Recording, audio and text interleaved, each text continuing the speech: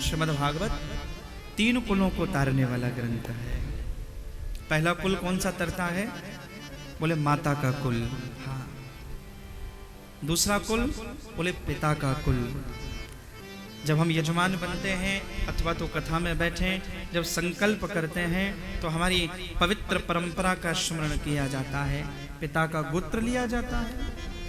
तो माता का कुल, पिता का कुल, और कोई भी यज्ञ, कोई भी सत्कर्म बिना पत्नी के तो नहीं होता।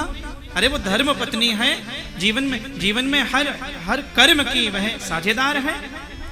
पत्नी के कुल को भी भागवत तारते हैं।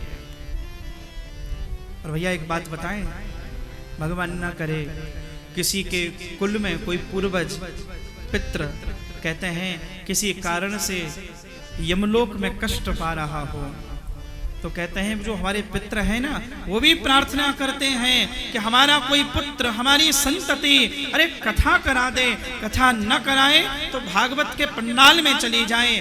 वह भागवत के पंडाल में जाता है और जिस दिन वह जीव भागवत के पंडाल में आता है, कहते हैं यमलोक में वह पूर्वज पितृ खड़े होते हैं और ताल ठोककर यमदूतों को कहते हैं अब मुझे कष्ट देकर दिखा, अब मुझे कष्ट देना। मेरी संतति, मेरा पुत्र, मेरा पौत्र भागवत के पंडाल में जा रहा है और जब यहाँ बैठकर तुम हरि हरि गाते हो तब वो खड़े होकर नृत्य करने लगते हैं, वो नाचने लगते हैं। हमारे पूर्वजों को भी कोई सदगति दिलाने वाला ग्रंथ है, वह श्रीमद् भागवत है। इसलिए ये कथा केवल अपने लिए मत सुनना। तुम केवल अपने लिए नहीं आए, अपनी परंपरा, अपने कुल, अपने परिवार, अपनी भविष्य की संतति, उसके प्रतिनिधि के रूप में तुम भागवत के पंडाल में बैठे हो और ये मानकर कथा सुनना मैंने बच्चों को धन दे दिया, अब मैं मेरे बच्चों को पुण्य का बैलेंस देकर जाऊंगा। कुछ संचित पुण्य दे जाना। केवल बैंक के अकाउंट में रखे पैसे काम नहीं आएंगे। तुम्हारा पुण्य, तुम्हारा सत्कर्म, गैया की सेवा, मुझे मेरे बच्चों के लिए पुण्य का भी अकाउंट जो है ना वो रिक्त करके नहीं जाना, भर कर जाना है। या क्यों बैठे?